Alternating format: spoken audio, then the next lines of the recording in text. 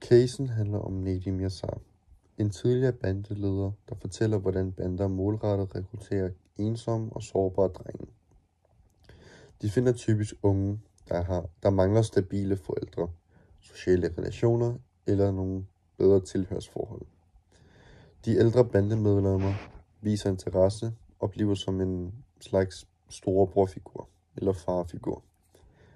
Drengene oplever for første gang respekt, fællesskab og status, og gradvist bliver de en del af gruppen.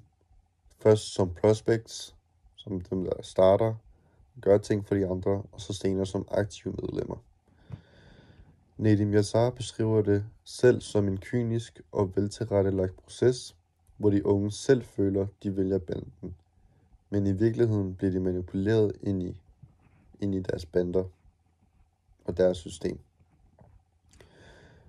For at analysere det, kan vi bruge Henry Teifel og John Turners social identitetsteori til at forstå det hele. Ifølge teorien, så skaber vi vores identitet gennem de grupper, vi tilhører. Der er 3 centrale processer. Nummer 1 er social kategorisering. Verden opdeles i os og dem, for eksempel vores bande mod de andre eller mod samfundet og politiet. Så er der nummer 2, social identifikation.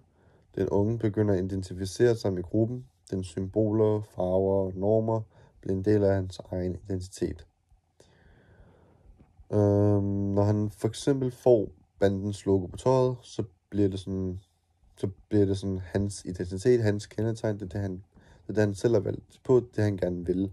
Og det viser så loyalitet og respekt over for de andre. Sådan, hey, jeg har det her på, prøv at se mig. Jeg er ligesom jer. Så nummer 3, social sammenligning. Man sammenligner sin gruppe med andre og favoriserer sin egen. Vi er de stærke, de andre er svageagtige.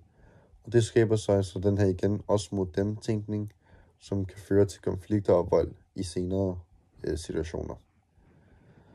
Den sociale identitetsteori hjælper os med at forstå, hvorfor drengene de føler sig så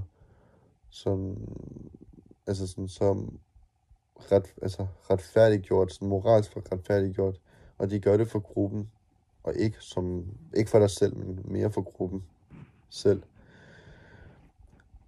Så kan vi snakke om gruppemekanismer og lydighed. Når man sådan først er inde i gruppen, så opstår der stærke socialpsykologiske mekanismer. Der kan både være gruppepres, de unge tilpasser sig gruppens normer for at blive accepteret, og så kan det være polarisering, gruppepolarisering, holdninger bliver mere ekstreme, fordi at man ligesom kun høre de samme meninger, de samme lignende meninger, så vender man sig til det.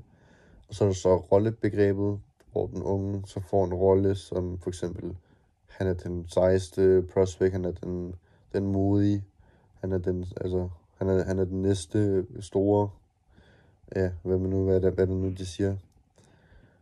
Så er der så de 4 normer, de 4 normer for ondskab.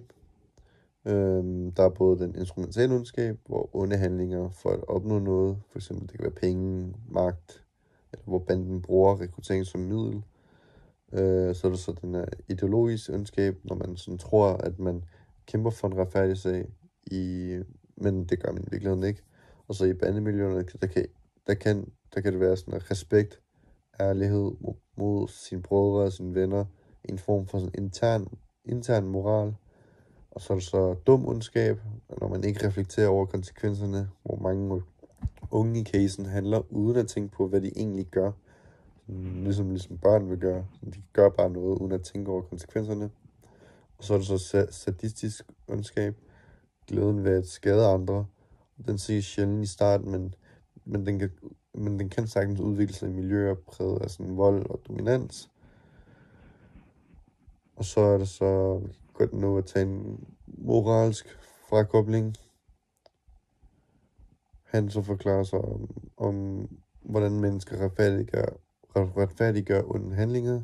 Så at der er den moralske, så er det så, jeg gør det for mine brødre, jeg gør det for mine venner, jeg gør det for dit og dat. Så er det eufemismer, hvor vold, de kaldes at sætte folk på plads. Sådan, nu er jeg her for at markere mig, nu gør jeg det her. Så er det så ansvarsforskydning, hvor man kan sige, at man gjorde det for lederen, fordi lederen han sagde det, eller man gjorde det for at komme højere op i rank, eller man gjorde det for dit og dattens skyld. Og så er det så dehumanisering, hvor fjenden slet ikke ses som menneske.